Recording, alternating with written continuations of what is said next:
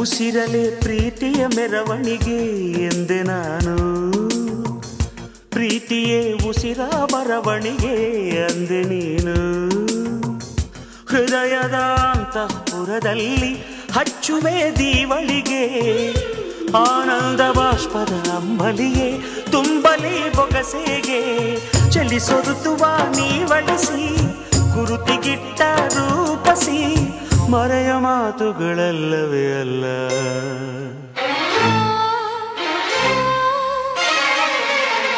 ನಿನ್ನ ವಿನಃ ಪುನಃ ಪುನಃ ಕೇಳಿದರು,